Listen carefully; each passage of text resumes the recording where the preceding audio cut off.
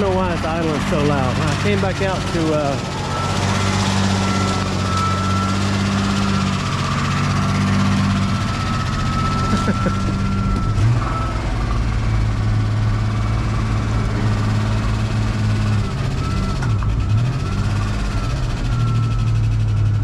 maybe you just need a little taste of loving. McLovin. I've decided, since we went from about 9 degrees in the morning to 73 degrees right now, to go ahead and absolutely pressure wash the daylights out of it, then drain everything and start fresh as if I just bought her. So there, battery's hooked up. This will be the first time actually seeing it semi-cold crank.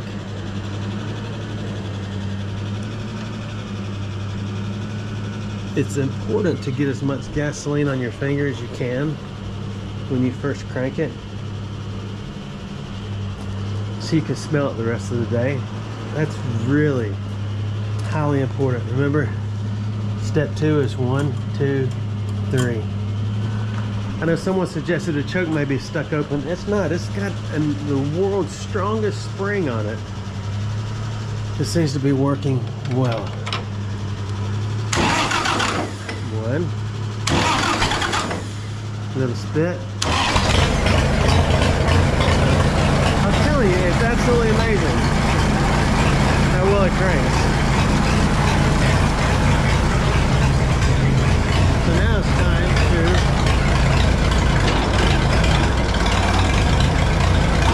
pressure wash.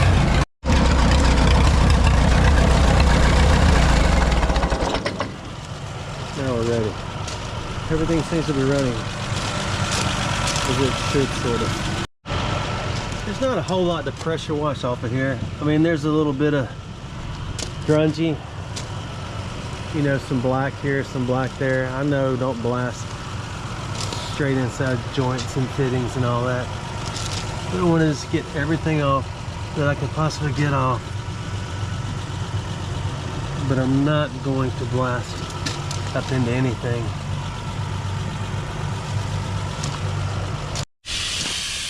New underground water lines and a new impossible to freeze spigot. This has already been replaced twice. $3,600 to go underground all the way to run a new line. And they said it will not freeze and bust. Well, I dig the buffer.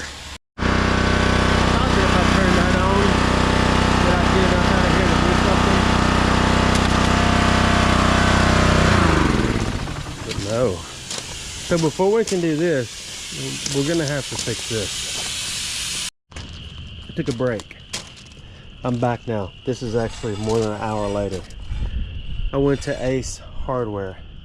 They said it's broken on the end, but they don't have any more of these. I went to Lowe's. The only ones they have are a whole lot taller than that. So I called the plumbing guy. When they fix that, we will get back on that.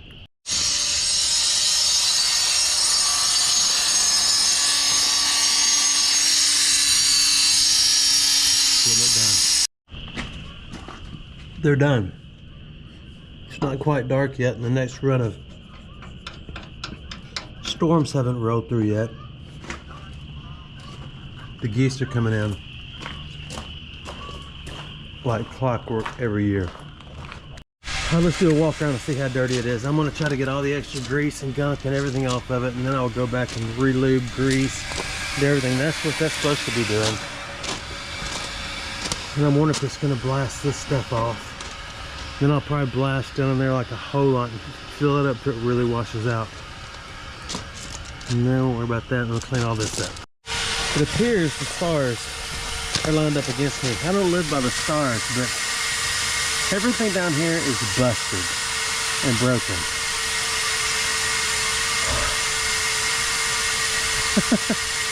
How is this possible? This has not had water in it. Okay, maybe it did. Oh my goodness, we don't ever get 9 degrees in Alabama. And now that we got it, everything I own is broken, busted. I don't know how much that piece cost. If you've been watching, I went to pressure wash that, but that water line over there was busted because it had froze. So I had to have that fixed, and then I hooked up my pressure washer and then realized that this was froze. So I'm going to take it off. All little 1/4 inch two flotties that doesn't fit in there. So let's go to the other side. Alright, after you get the right size, you take the bolts out. And you take your little dooflotty back out. And you put it back in there like that. I've watched other videos on this. There's a lot of chit chat and jamma jamma. Of course you unhook the hoses. Then you take these out. And there should be 3 little rubber washers in there. This tube is just your filler tube. If you use soap and all that. If you don't use soap and all that, then you probably just don't use soap and all that. So don't worry about it. Then this should come off of here. It's broken. Mine split in about, you can't see it, but it's split. So you take these off and this off. Oh no, you don't. You take this, you brand new one. And if you do it like I did, you just look at the upside down picture and the right side up picture and match it up with yours. Make sure all your errors are going the right way on Amazon, and you're set up and ready to go. This looks a fuzzball shorter, so I'm hoping it pokes out at the end. If it does not, then I will not remove those because they do not come off.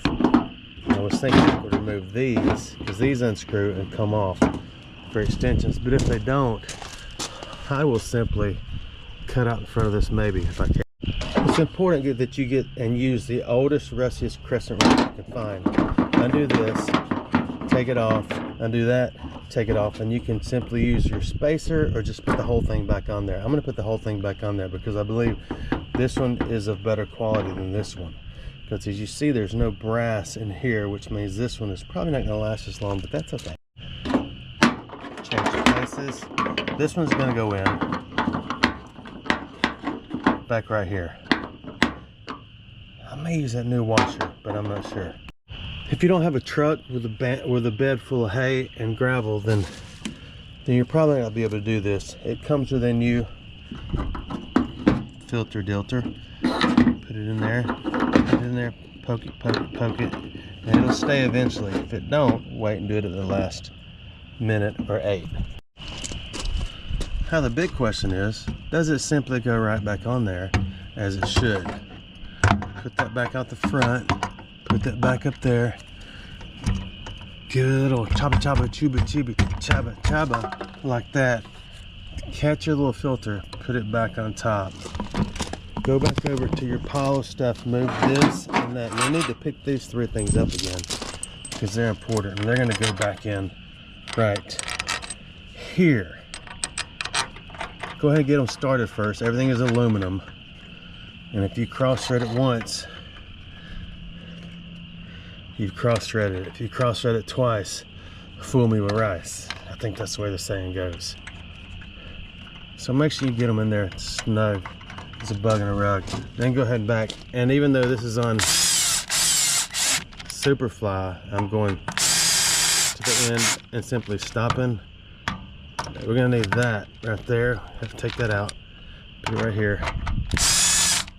Make sure it's in there. Then you come back and you snug it up with all this stuff. That thing was quite the job to get it out because they were in there crazy tight, crazy hand tight, not crazy impact tight.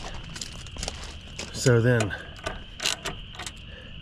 I've always been in this habit of doing things in a pattern, as I learned from my days running a church from loggers, which I don't think that matters anymore. But It is snugging up. I can feel everything seating.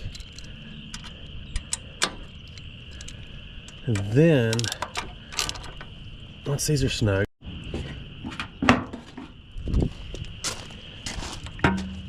then I just go back and look at it again. Everything looks identical. I'll change nothing. This is your adjustment, your pressure adjustment. This is in case you want to do something that I don't know how to do, which is not important.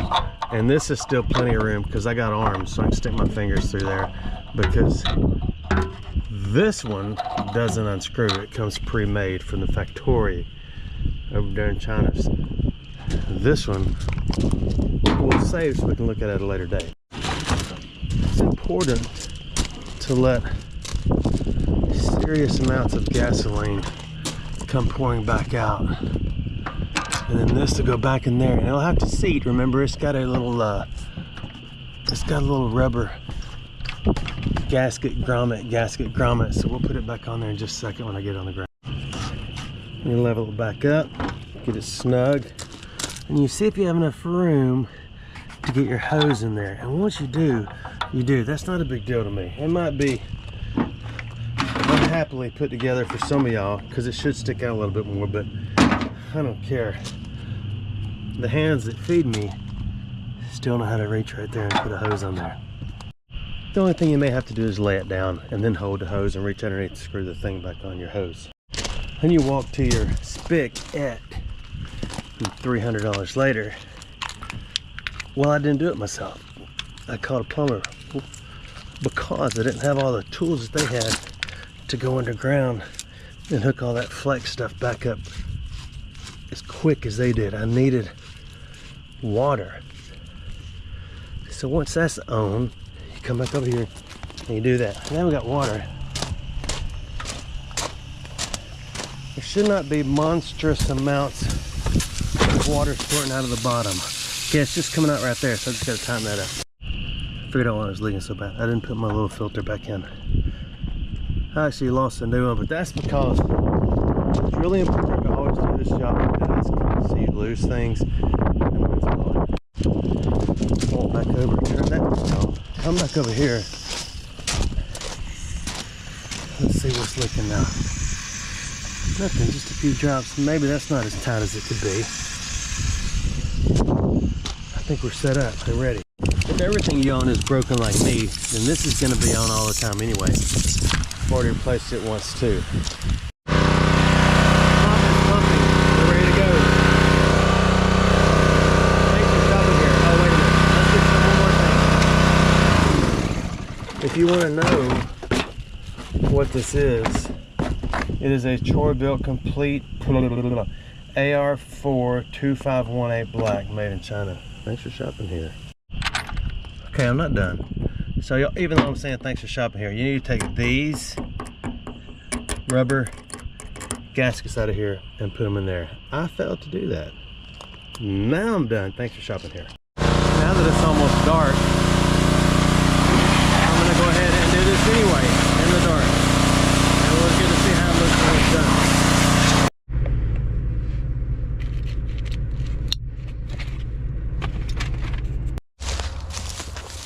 I found a new spot to metal detect, and it may not be one of my better decisions. Kind of sideways in a pretty steep hole, but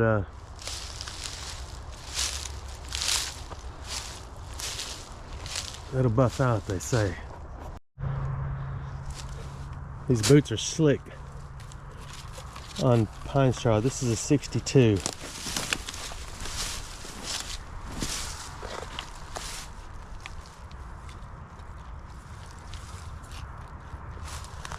I got a feeling it's going to be a piece of aluminum. On this spot, I know you like to know the significance of the spot. On this spot, nothing ever happened. That's what makes it so interesting. Except that somebody put down a bunch of this stuff. I hate that stuff. That kills more snakes and other animals. And a lot of other stuff. They get their head in it.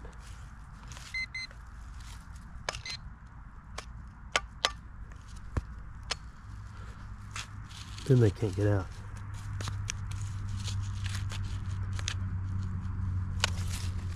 And I wish that stuff wasn't in there. But it is. Someone buried that under it. Maybe they were trying to protect it from a snake.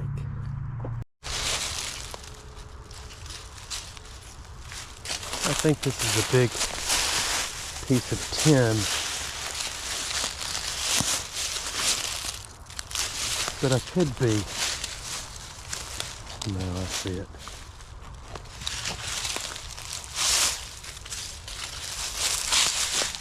All that noise for that. Maybe that means there's 100 of them again. No, there's one. Cover your hole, dude. Well, give me a minute. 66 to 75. It's gonna be pretty obvious what this is. We're looking for different numbers.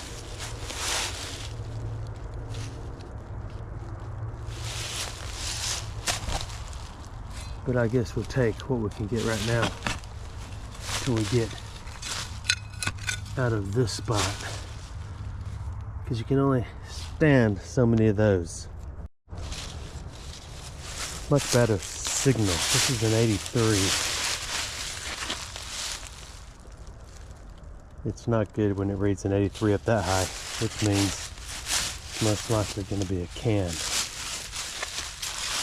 There it is. Wish I harvest. Where's that button? There it is. This was just a straight iron tone. Simply a canister strap, if I am not mistaken. Which I harvest.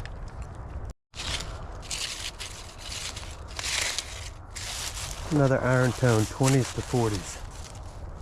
There's more up there. Sometimes iron is the way to go when you're tired of finding. When you're tired of finding bullet after bullet after bullet.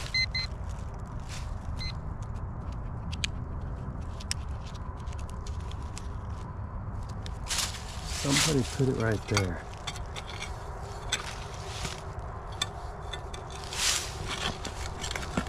So let's see why they chose to hide this from us.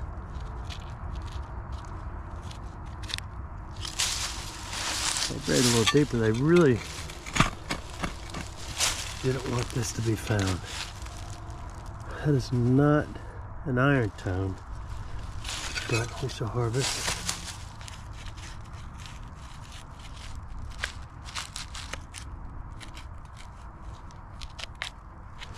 But there is iron in there.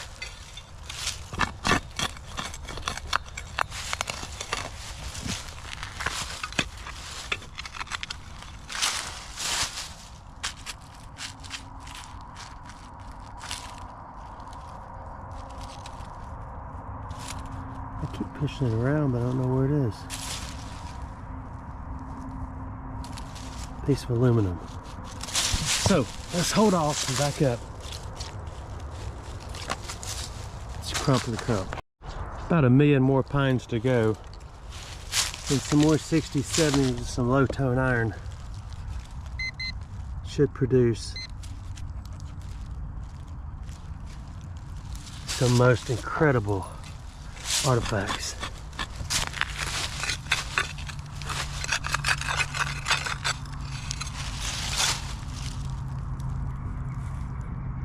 Hopefully better than that.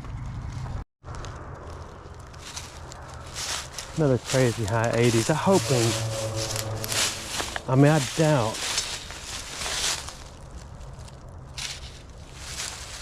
that I would be able to get 2 aluminum cans in a row on the same dig. I don't think it is possible. Whew.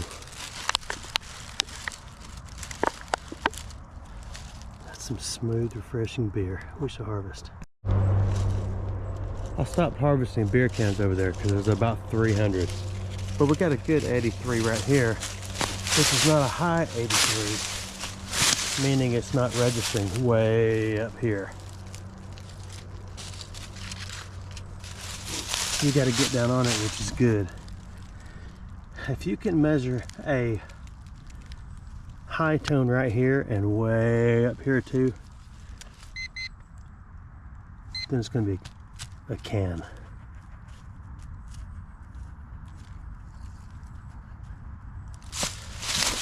This, on the other hand, most likely a case quarter. I don't know what that is. It's brass.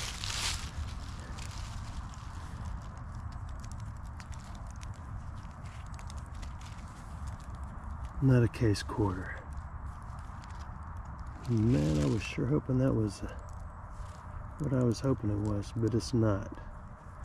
What do you think that is? World War II deal. 48 to 60 low tone. Lead or not. Decide with me.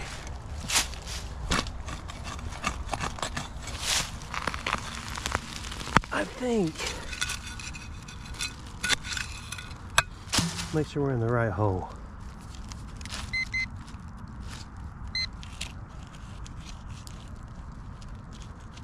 No, we need to dig where the sound was, which is probably put it about right there.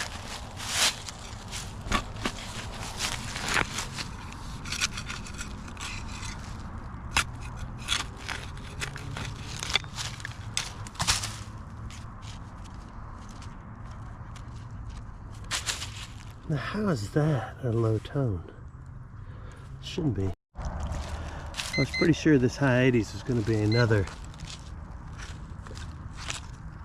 beer can. And my hopes are still high. Good. It is.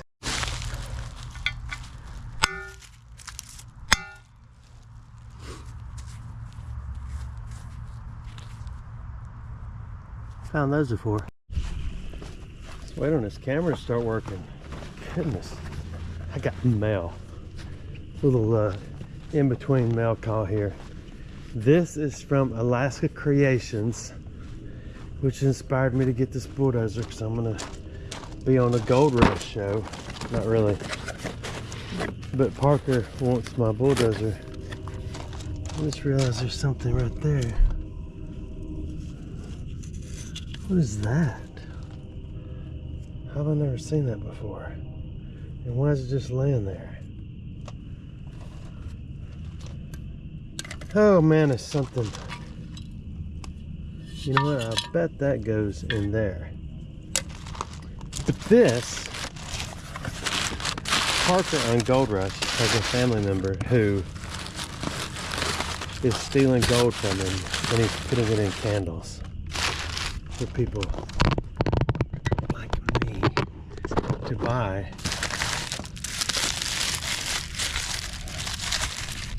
Isn't that cool?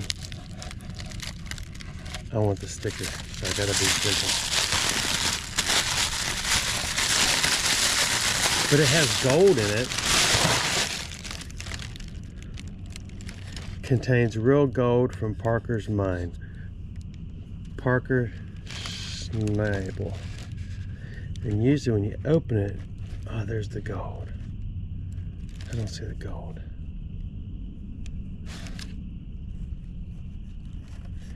Okay, that one they forgot to put gold in because it's empty. Okay, so we'll put this in right here and look at the other one.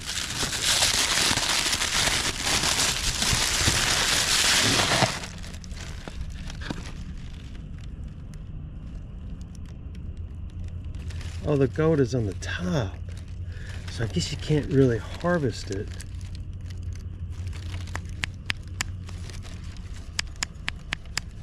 When you do that, it falls to the bottom. Pretty cool. Smells like spruce. Aren't they cool? I think they're cool. Just to have something from Alaska, from Parker and Gold Rush. Okay, back to this. I took the breather off. That was simply the cap for it. This was laying up against here. No telling how long that's been there. I don't know where that goes. It may go in there, but I don't see where the screw hole or where the screw is sticking up that would center that up. I took this off. I have no idea, unless that is simply an oil filter. I don't know if that's supposed to be clean, if I'm supposed to be able to take that out. I just don't know.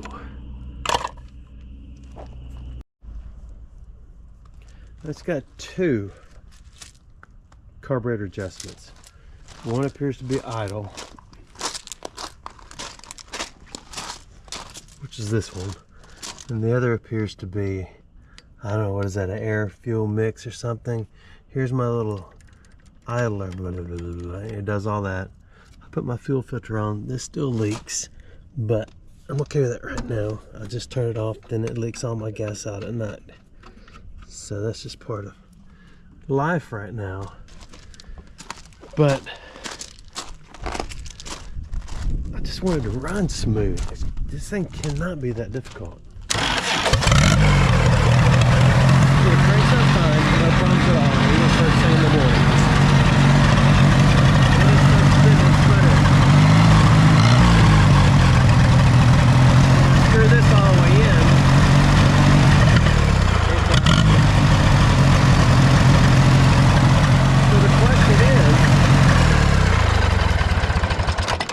The question is, do you just screw them both all the way in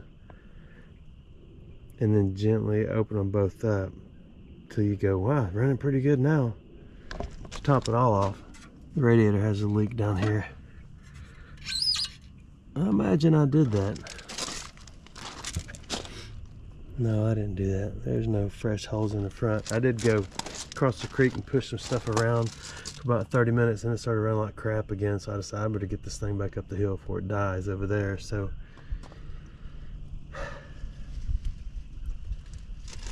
it can't be that difficult. So still, the blue smoke as you drive it and ride it is unbearable to breathe behind, no matter where this thing's going. Now if this thing was about 6 foot tall, it wouldn't faze me.